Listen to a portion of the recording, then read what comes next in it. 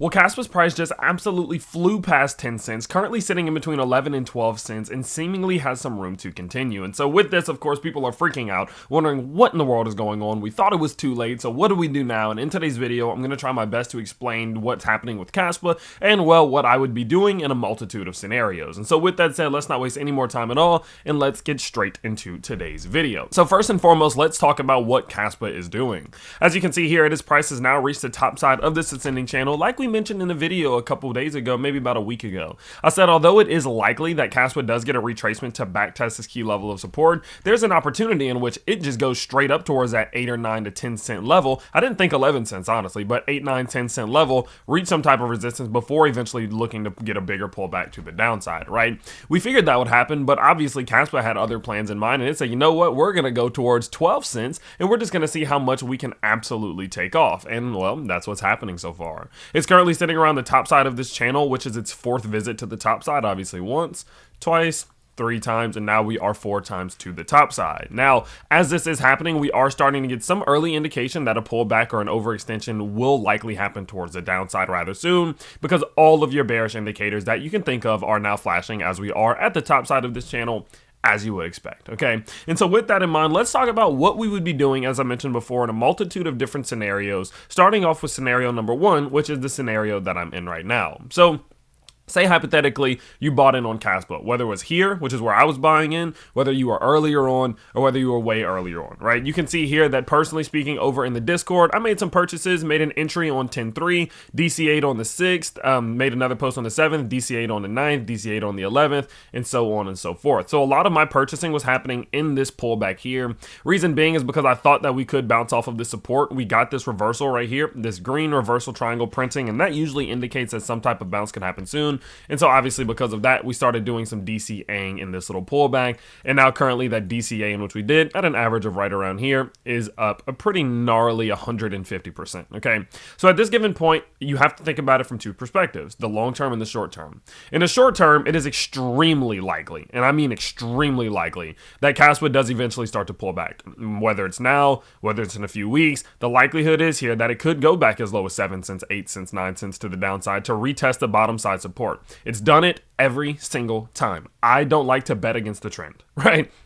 The trend is clear here. The trend is extremely obvious. Now, is there a chance that Kaspa goes parabolic now that people are really talking about it and it starts to just rocket up towards $1? Sure, it could happen, but is that are we in the right, macro climate for that to happen? No, not really. And so I'm not going to bet that that's going to happen. I'm just going to bet in the short term that we're going to follow trend. If the trend changes, we adapt. But at this point, I don't bet against the trend again. So with that in mind, what I'm thinking about for Kaspa in the short term is that with a pullback coming in, the fact that we are overextended outside of this ascending channel, the fact that we are getting all of these bearish indications such as overbought boxes, blue peak finder flashing here, red reversal triangle here, overbought reading flashing here. The fact that we've now put in this high and we put in a higher high, but we've not put in the higher high on the macro daily chart prime oscillator here tells me that some type of bearish divergence is likely going to form, similar to what we've seen back here and similar to what we saw back here before these other 20-30% pullbacks. All these things tell me, look, likelihood is here. Kaspa's going to pull back, and so because of that, I have taken some small profits off the table. I'm up about 150% on the purchases that were made back here, and I have closed about 1/5 of my position just because I wanted to lock in some of those profits, get some of my risk out, and eventually the goal would be to let all of my profits ride and take out my initial investment. Now, the reason why I've not taken out all of my investment is because I actually do believe Kaspa will go higher than this over the long term. I think that there's a strong argument to be made that, say, within the next 12 to 24 months, Kaspa can see upwards of 70 cents to $1. I think that's a fair argument to make just by the progress we've seen here alone. And so obviously I want to let most of my position ride in the long term, but obviously I want to lock in some of these short-term profits. Now, let's then go a bit into, well, what should we be doing, after that? And then I'm going to talk a little bit about, okay, well, what if you've not bought Kaspa and you're getting FOMO and you want to buy Kaspa? So personally speaking, now that I am locking in some profits, I have been starting to funnel them into other altcoins. I've told you all, we're in the popcorn season right now, which some of these are just going to pop, right? We see AVAX popping off right now. AVAX price is doing absolutely crazy. We obviously saw Link's price popping off, right? So we're in the popcorn season, and I believe that this is going to trickle down into the microcaps, into the meme coins and all that. I made a video about that not too long ago. So what I'm actually doing is whenever I see something like Kaspa doing well, or my purchase on Link doing well, or Solana doing well, I'm actually taking those profits, taking a piece of those profits, and then reinvesting them back into smaller coins, hoping that I can take that profit and reinvest it lower. So when this funds trickle down, it then grows that also. I'm trying to catch this trickle down while we're in popcorn season. Now, one of the cryptos that I actually did take some of my profits from Kaspa, and I am going to be putting it into this smaller crypto, is actually Firepot.finance, who of course is a partner of the channel, but they're only a partner of the channel because I did want to invest in them myself, reached out, made it happen. Okay, so what they are is they are an Ember AI bot. So they claim that they are the DeFi for degens or crypto for your mom, because it's just that simple. Okay. Now, quite simply, what they're doing is they're creating a platform in which you can manage all your assets, trades, yield positions, and wallets in one intuitive place with an expert advisor by your side every step of the way. The Ember AI bot is powered by cutting-edge cognitive computing architecture, integrating an LLM reasoning engine and multi-agent system for autonomous decision making. That was a mouthful, but you get the point. Pretty complex here. This positions Ember as a dynamic assistant that adapts to meet your unique demands of crypto trading and DeFi management without the underlying complexity. Ember also brings a hardware wallet security everywhere, allowing you to safely transact through Telegram, Discord, web, mobile, or even text and email. So this is actually pretty cool, right? Because we've been seeing a lot of Telegram bots and Discord bots, but the issue is they do get security breaches rather common, because you have to think about the different amount of layers that it takes to have a bot on Telegram that can interact with a wallet and then with the blockchain, right? And so what they do is they provide a much easier capability to make this happen in a much more seamless, as well as a more highly secured process for this whole entire thing. Okay. Now, the three key features, of course, for Ember AI, or for Firepot.finance in general, is that it's intelligent. You can navigate the complex world of DeFi with AI-driven insights and personalized guidance.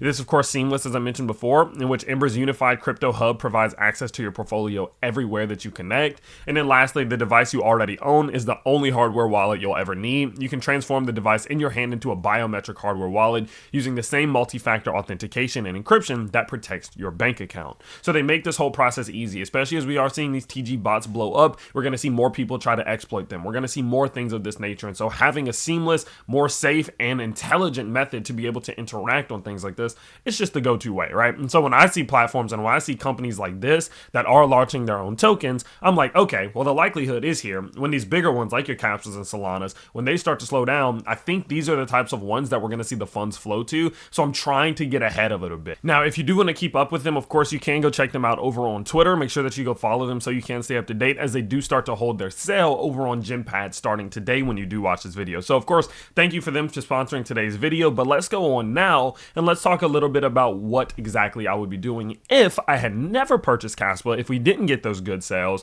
and I am looking to purchase it now. So if I'm thinking, okay, what should I do? I'm FOMOing a little bit. I want some Kaspa. Everyone's making money, but I don't know what to do.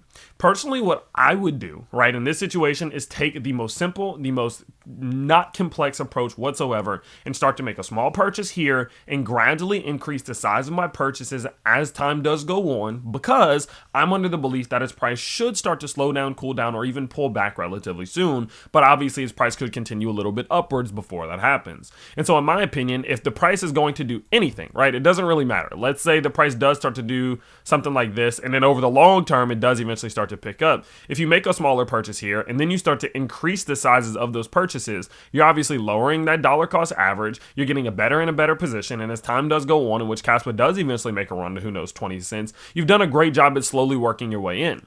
But say hypothetically we're in a situation in which Kaspa's price does start to climb from here, although I wouldn't necessarily be increasing a substantial amount. You never know how far up this thing can go, and at that given point you made a beautiful purchase here, you bought your way up a little bit here, and then you can start to take some profits off the table if you like, or eventually wait for the pullback that will happen eventually, and then at that point you start to dollar cost average, increase that size, and you've still been able to average out some beautiful purchases, so that in the long term, if you do believe that there is a long-term potential for Kaspa, you've gotten a beautiful dollar cost average. As I mentioned before, you bought in some here and you're looking good for continuation, because remember, that's what I did, right? That's exactly what I did. I made my very first purchase right here, and I knew this thing's high right now, we might get a pullback, but I don't care, I'll just increase the size of my purchase. So I bought a little bit here, bought a little bit more, little bit more, little bit more. Boom, now we're up 150%. And now I can take some small profits off the table. And if Kaspa does get a bigger pullback, I am going to start to slowly buy and buy and buy some more. It's a game. You want to be buying more and more as it goes lower and lower if you believe that it has long-term potential.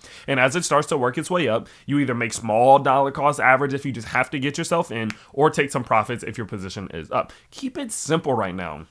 Buy a little bit, wait it out a little bit, dollar cost average in, dollar cost average in, dollar cost average in. This is the season of dollar cost averaging, because remember, going into what is likely to be a bull market over the next 12 to 24 months, most cryptos, especially the ones like this, are likely going to be up 2 years, 16 months to 2 years from now. But you don't want to get too ahead of yourself and dump all of your cash in right now at the top of what could be a short-term rally, right? So slowly dollar cost averaging right now is the method and the way in which I would personally approach it. If you want to be a degen, YOLO in, see what happens, but that's not what I would do personally. So let me know your thoughts on Kaspa right now. What do you think the next move is? What do you think it's going to do from here? By, let's call it, it's now November 15th. By December 15th, do you think its price is going to be lower? Will it pull back? Or does it continue this rally and start to go a little bit more parabolic? Let us know in the comment section below. Let me know what you think. And of course, if you did enjoy today's video, make sure that you do let us know by smashing that like button and subscribing to the channel if you are new. And I will see you all next time. Peace out, everybody.